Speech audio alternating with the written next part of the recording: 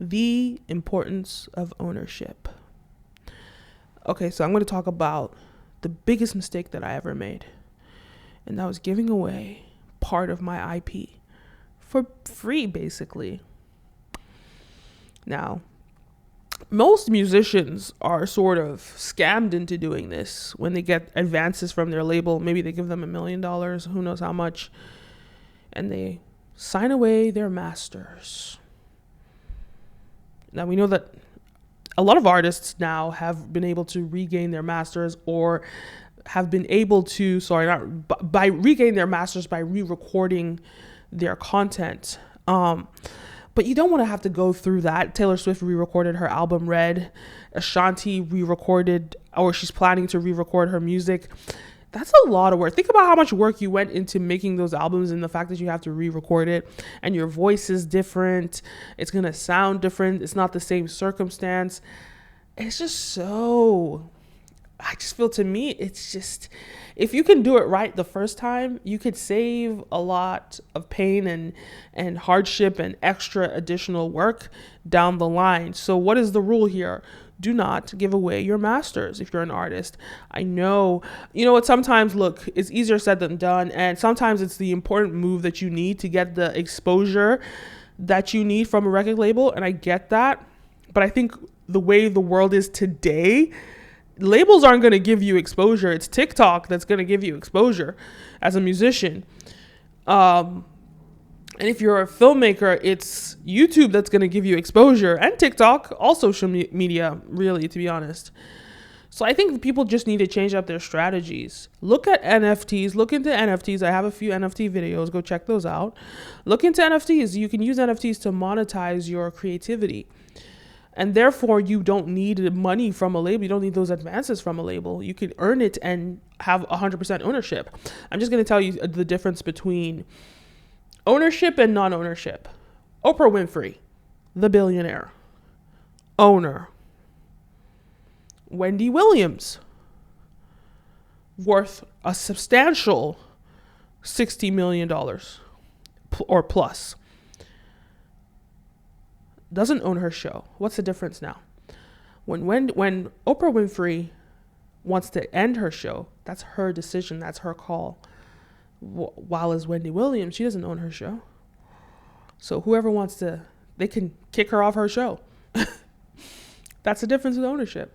It's also creative control. I mean, I love creative control personally. You know, creative control is so important to me. So ownership is so important to me because of that. And when you look at Oprah's strategy, when she was making the Oprah Winfrey Show, and you have to understand that it must have been so difficult for her to do this back in the day.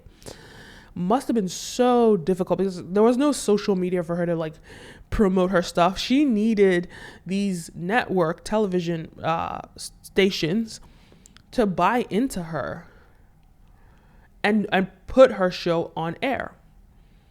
She needed that for her to be successful. But I think she had already sort of built some sort of following from being on television, because she works in the television industry, which probably helped her license her show to television networks. And there was a lot more control that the networks had back then. They could have said, "Oh, we're not going to air your show." They could have said that.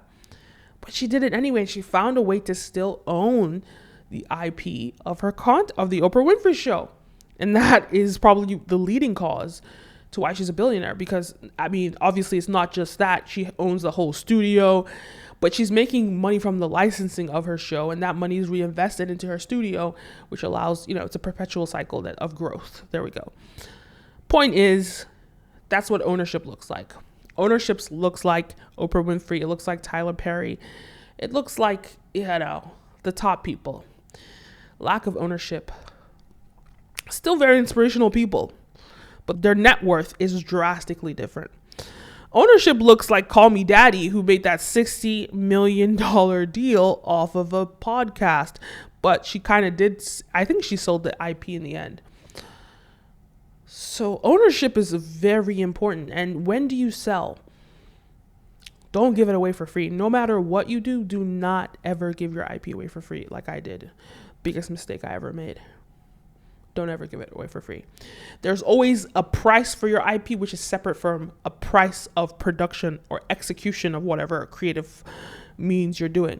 So if somebody comes to you and say they're going to pay for you to execute and they want to take your IP, that's a bad deal. Pay me separately for my IP. Pay me separately. But if you hold on to that IP yourself, well, there are a few ways to look at it. If you hold on to the IP yourself, the only time you want to sell is if you're not going to do it like what musicians do and say, oh, you get my masters for the next 5 years, 5 albums. No, you do sell away your IP for one project, because that project has the potential to give you exposure. That's your stepping stone project. You can do that. But if you're going to do that, you must get paid separately for your IP. Get paid separately than from your execution. 2 separate bills that they're paying you. That's the most important thing to know. So that way, at least you can still, you're not giving your IP away for like pennies or nothing like I did. Biggest lesson. But luckily, as a filmmaker, look, you're going to have a million IPs. Every single script is an original IP. So if I sell one IP, it's not going to kill me.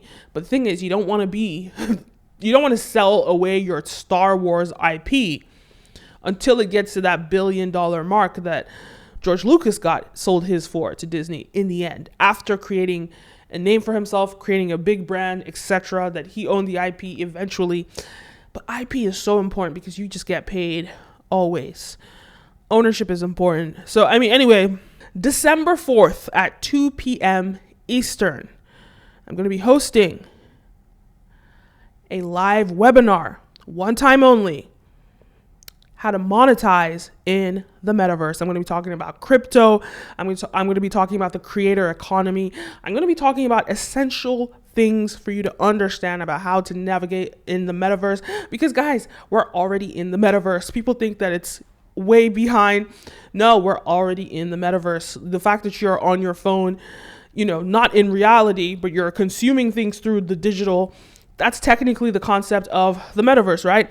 So I'm going to be talking about it, talking about things that you should start setting in place right now as a either creator or a business, to make sure that you get there first, because this is the digital gold rush.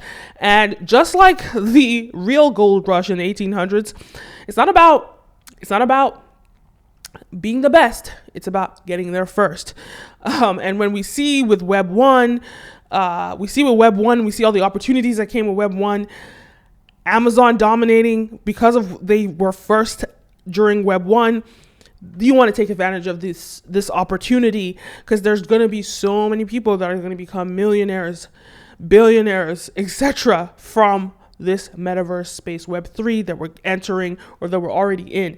So guys, if you want to stay in the loop, you want to get information about how to navigate the metaverse and how to monetize now, today, in the metaverse that we're entering in Web 3, guys, click the link down below and sign up for my webinar.